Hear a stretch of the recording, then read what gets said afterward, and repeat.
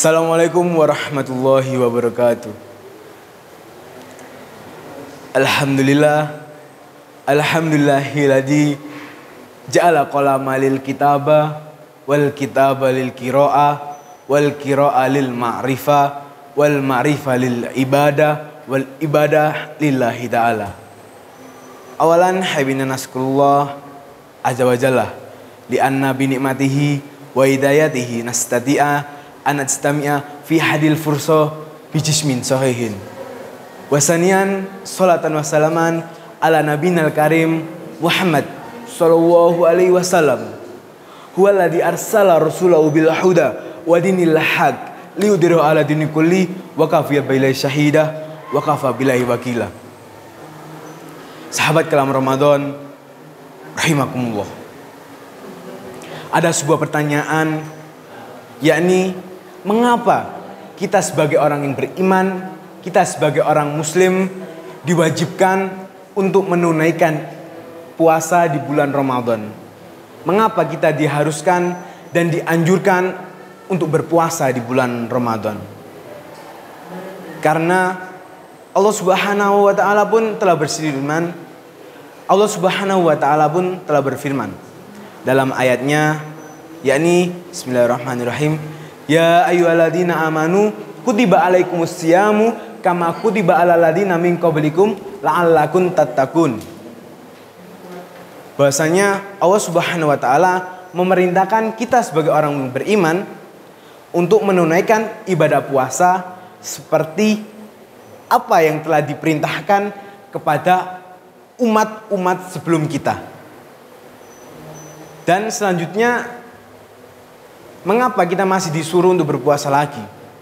Karena dibangunnya suatu agama Islam itu melalui 5 perkara, yakni dengan syahadat, kedua sholat, ketiga zakat, dan 4 puasa, dan kelima hajjul bait atau pergi ke rumah Allah.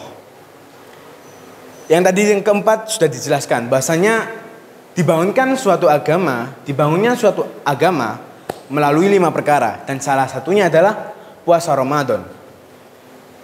Bagaimana bisa seorang mukmin, seorang muslim mengkokohkan agamanya tanpa melaksanakan puasa? Tidak akan mungkin, ya pasti akan hancur.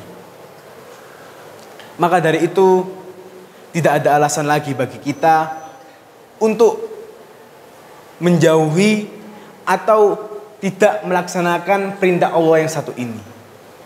Dan perlu kita ketahui bahwasanya Nabi pernah berkata, Sahrul Ramadan sahrullah. Bulan Ramadan adalah bulannya milik Allah. Ini pun dari Nabi sendiri yang mengatakan.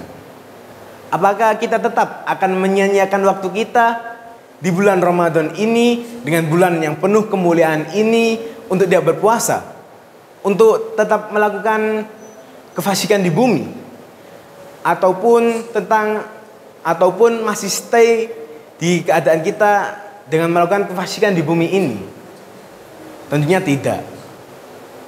Maka dari itu, sahabat kalam Ramadan, marilah kita bersama-sama mengubah mindset hidup kita yang dari awalnya jelek menuju ke baik, yang dari awalnya dunia kita dalam masih dirunding kegelapan akan menuju jalan yang terang benderang.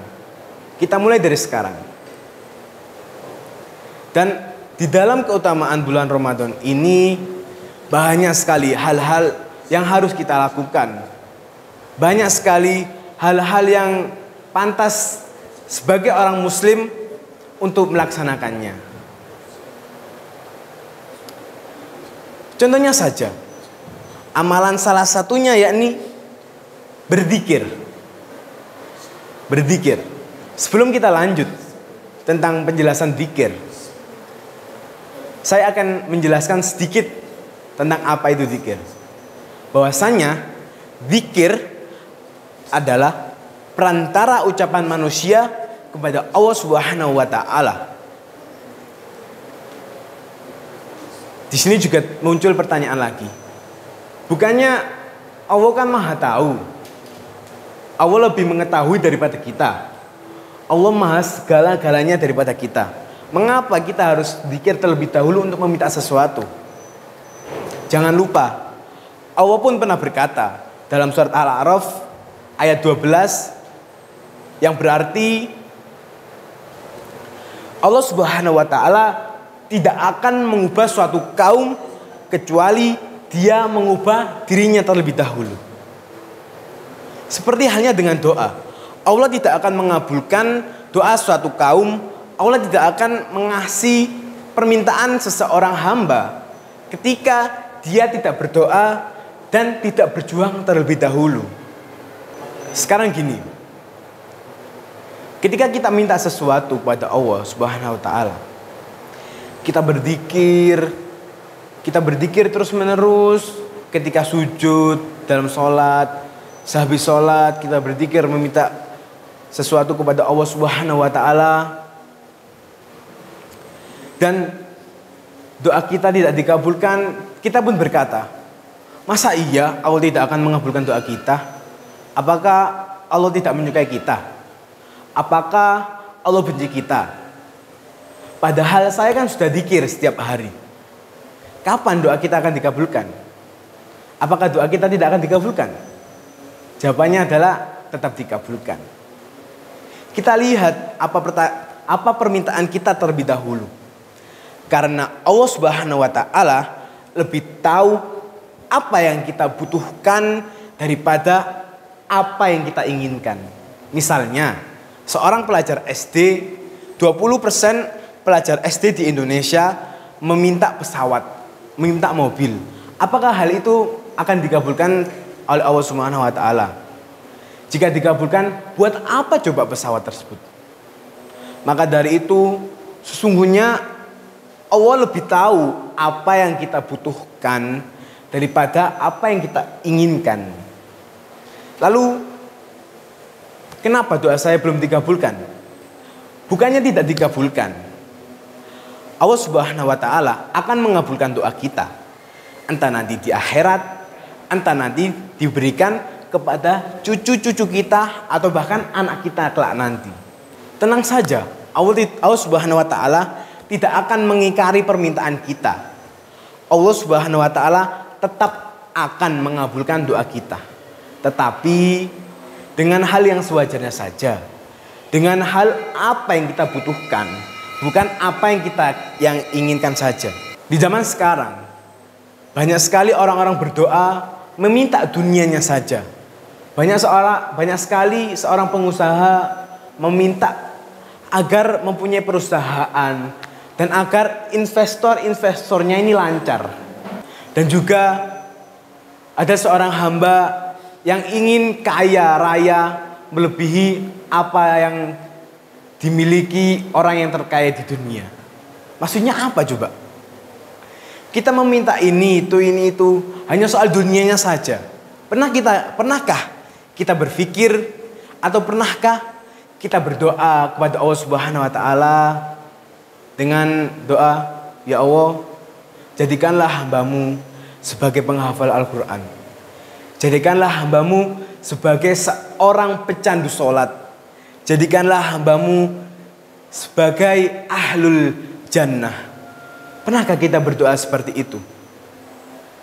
Sedangkan yang kita minta hanya soal dunia saja. Kita lupa dengan soal akhirat dan bekal-bekal kita untuk menuju ke akhirat nanti. Maka dari itu, sahabat kalam Ramadan, disinilah kita bisa memati arti bahwasanya Allah Subhanahu wa taala akan mengabulkan doa kita dengan cara hukum dunia. Dan Allah Subhanahu wa taala akan mengabulkan doa kita sesuai porsi di kehidupan kita. Allah Subhanahu wa taala akan mengabulkan doa kita apabila kita sudah memenuhi syarat-syaratnya. Semisalnya kita sudah berdoa, tetapi kita tetap saja masih bermaksiat. Kita tetap saja masih melakukan kefasikan di bumi. Hal-hal itulah yang bisa menghalangi doa ucapan kita kepada Allah Subhanahu wa taala menjadi hancur. Dan bagaimana caranya? Ketika kita sudah berdoa, di situ juga harus ada usaha. Usaha yakni dengan sabar, istiqomah, dengan memperbanyak dzikir. Dan juga Allah pun berkata, apabila doa kita tidak dikabulkan, dengan bagaimana kita menunggunya? Maka kita menunggunya dengan wasta'inu bis-sabri was-shalah, dengan bersabar dan juga sholat. Ternyata sholat pun tidak cukup kalau kita tidak sabar. Maka dari itu kita harus melengkapinya dengan kesabaran. Sahabat Kalam Ramadan rahimakumullah. Sebelum saya tutup kultum saya kali ini, saya akan mengingatkan kepada saya dan juga kita semua bahwasanya hidup ini tentang butuh, bukan tentang keinginan. Itu saja yang dapat saya sampaikan.